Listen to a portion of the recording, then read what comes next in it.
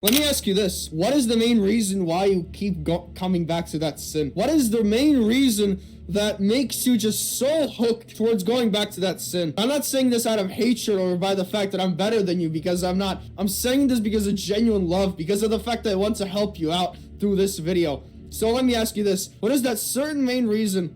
Why do you want to keep coming back to that sin? And if you have found your answer, and if you have even found your excuse, if you have found your genuine excuse on why you keep coming back, what I want you to do now is I want you to take that reason and I want you to start destroy it. And I want you to replace that reason with reasons of that why you should not do it. Because you see, the way of how you should look at sin is that you have to look at sin like it's chains. Sin is genuine chains that are keeping you chained up. Like, just picture this. You are on your knees and you have been chained beneath both of your arms for decades upon end. And you've always wanted to know the feeling on how it feels when you stand up. But you're always on your knees and your knees hurt. Your knees hurt because of the overwhelming amount of chains you have collected through the years. You just go like, you know what? I'm done with this. I'm done with this. I know my purpose and I'm gonna fight and I'm gonna free myself from these chains. This temptation you feel, this temptation from Satan which you feel, the pain that you feel while fighting your sin, the spiritual warfare you're going through, that's the pain of those chains becoming loose. You know that feeling, right? You know that feeling when you, for example, got your hand stuck in a jar. Like, you know how it feels, right? When as a little kid, you used to put your hand in the jar. You know how painful it was to get that hand out of the jar. The same thing goes for these chains. The reason why it's hard and difficult is because you're becoming free. The more pressure you apply to this sin, the less power it has over you. The more you're gonna struggle, the more pain you're gonna feel from that hand, the less that pain is gonna become. The same thing goes for sin. At the beginning, yes, the pain will be excruciating when you're gonna resist. But day by day, week by week, month by month, you'll start to feel less and less pain until you get to the point where even in the times when you stumble, I'll be just like, oh, I put my hand in this jar again, or these chains. So what? Just put it out. Because I'm not asking you for perfection.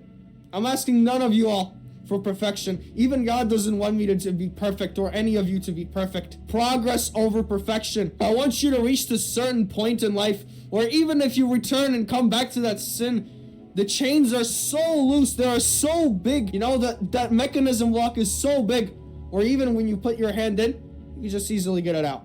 Simple as that. And I want you to reach this certain point where sin has no bounds. It has not bounded you to this mediocrity. It has not bounded you to this system that it wants you to obey. Because believe me when I say this, the light at the end of the tunnel will feel 10 times better. 10 times better than what you're feeling right now. You really think you can achieve something good without going through the pain? Do you think all of these people who used to struggle with sin, do you think they got to the point where everyone wants to be without the pain? No, of course not. And this is a Christian's life. It's full of suffering. It's full of endurance. It's full of discipline. If you think that a Christian's life is just read, go to church on Sundays and that's it, you can do whatever you want. No, brother. That's farther from the truth. It means living like Christ did. It's simple as that. It is adapting the same things what Christ did when he was on this earth. That is to become patient. That is to become disciplined. That is to be filled with endurance. This suffering and this painful period is the only way how you're going to get up there. And not only in the heavenly realm, which we're all hoping to get there at the things we've always dreamed of obtaining. For example, if you've dreamed about having a nice physique, you'll have to go through the pain and discipline. You'll have to go through pain. You have to go through disciplinary action to get that physique. If you wanted that business, you'll have to go through hardship. You'll have to go through meaningless mistakes which you could have avoided. You will need to go through hardship. Everything that's good in this world requires hardship. Hardship is the main currency that will get you somewhere. Fun is the expense that wastes this currency. Because I'm pretty sure you have heard this one saying on social media, on the internet, which is an ancient wise saying. It's just an ancient, genuine wise saying that goes along the words of hard times create strong men. Strong men create good times. Good times create weak men. Weak men create hard times. You also have to be grateful for the era you are living in right now. You also have to be grateful for the accessibility of Christ's knowledge you can obtain. You have to be grateful for the fact that you can obtain all of this great knowledge by just a simple device in your hand. But Satan, unfortunately, whenever there's a great opportunity for good, you will always ruin it. Everything that had an opportunity for good, you always will try to ruin it as fast as possible. And I know I got a little bit off topic, but you get the point what I'm trying to say from these two things. But if we're going to talk about your phone, most likely this is the main contributor which causes you to sin. Oh yeah, bruv. Just one more video. I won't do it. I'll just edge. Oh yeah, bruv. I said I won't scroll on TikTok.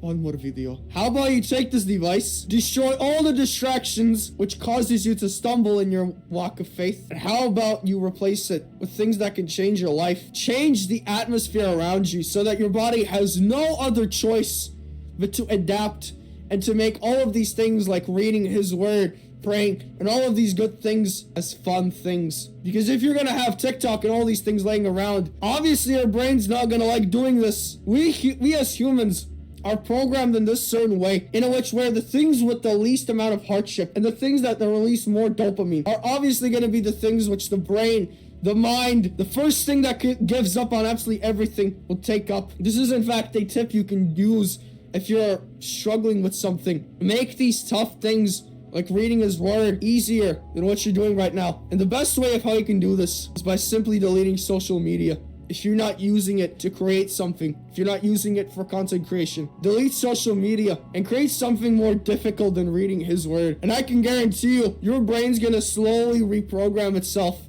to see that, you know, this thing right here is harder than reading the Bible.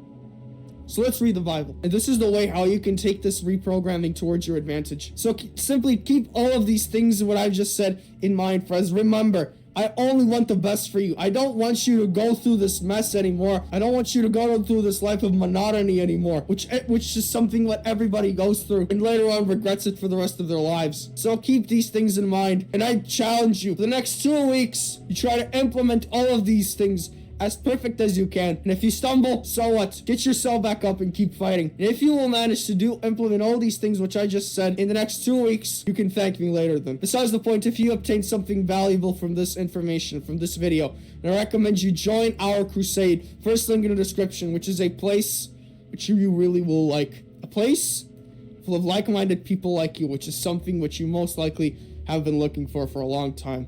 If you would like to join us, first link in the description. Besides the points, you can also like and subscribe to support this ministry, whereas these are things that genuinely help me out to push this information towards the algorithm. Besides the point, thank you all for watching. You can also comment down below whether you support my message or not. And I see you, brothers, in our crusade and tomorrow. Jesus loves you.